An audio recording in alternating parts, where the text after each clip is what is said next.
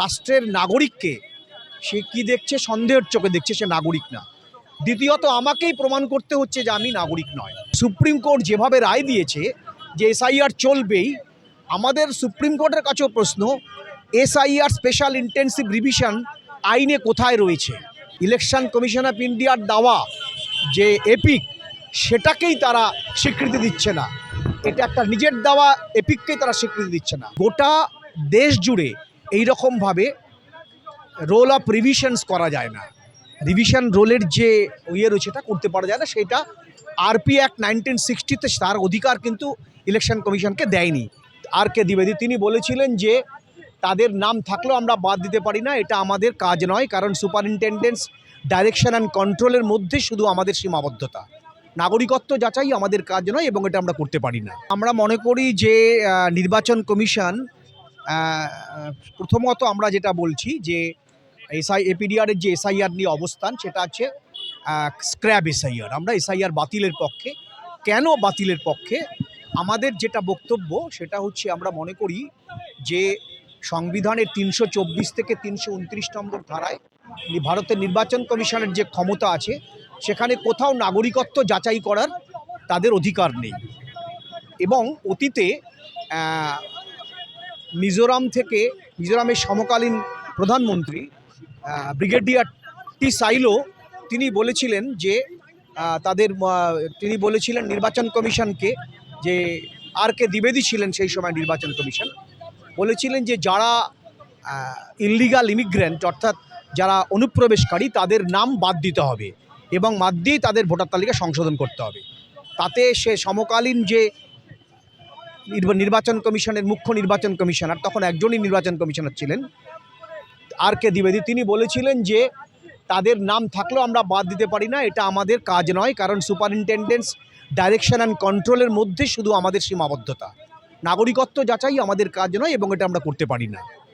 সেই জায়গা থেকে আমাদের বক্তব্য হচ্ছে, ডিএমকে কি শাস্তি দেবে, ইআরও কি করবে, এআরও কি করবে, এটা তাদের প্রশাসনিক ব্যাপার। আমরা গোটা বিষয়টাকেই মনে করি যে গোটা দেশ জুড়ে এইরকমভাবে রোল অফ রিভিশনস করা যায় না। রিভিশন রোলের যে রয়েছে এটা করতে পারা যায় না। সেটা আরপি অ্যাক্ট 1960-তে তার অধিকার কিন্তু ইলেকশন কমিশনকে দেয়নি। যে 4 রকম রোলের কথা বলা হয়েছে, intensive, summary, partly intensive, partly summary, তার এই 4 ধরনের কোনোটার মধ্যেই স্পেশাল ইন্টেন্সিভ পড়ে না। এবং গোটা দেশ জুড়ে এই যে ব্যাপকভাবে করা হচ্ছে, এটা কিন্তু আইন বহির্ভূতভাবে ইসিআই করছে। সুতরাং ইআরও মাইক্রো অবজারভাররা কী করছে, এগুলো তো এই কাজটার সঙ্গে জড়িত। আমরা এই কাজটাকেই বৈধ বলে মনে করছি না। এবং সুপ্রিম কোর্ট যেভাবে রায় দিয়েছে যে এসআইআর চলবেই, আমাদের সুপ্রিম কোর্টের কাছেও প্রশ্ন, এসআইআর স্পেশাল ইন্টেন্সিভ রিভিশন আইনে কোথায় রয়েছে? সুতরাং আমরা এটাকে, এবং সবচেয়ে বড় কথা হচ্ছে, দুটো বড় কথা হচ্ছে, রাষ্ট্রকে প্রথমেই, রাষ্ট্রের নাগরিককে সে কি দেখছে, সন্দেহের চোখে দেখছে, সে নাগরিক না। দ্বিতীয়ত আমাকেই প্রমাণ করতে হচ্ছে যে আমি নাগরিক নয়। আপনি দেখবেন, আপনাদের চ্যানেল যারা আছে তাদেরকে বলছি যে এসওয়াই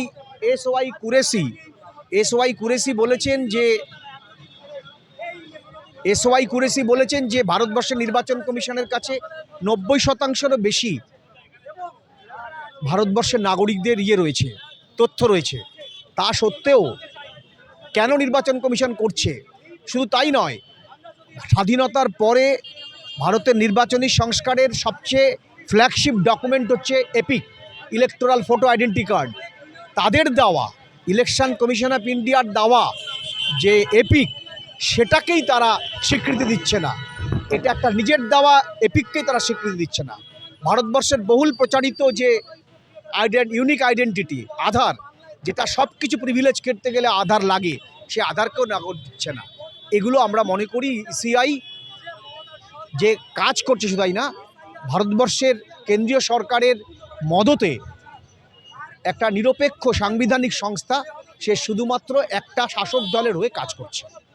সেই জন্য আমরা মনে করি এটাকে, এসআইআরকে বাতিল করা এবং কোনো বৈধ নাগরিকের নাগরিকত্ব জানা না কাড়ে।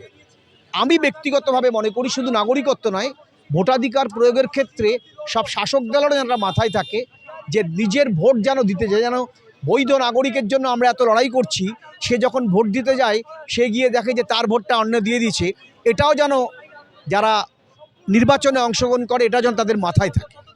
দুটোই আমাদের বলুন।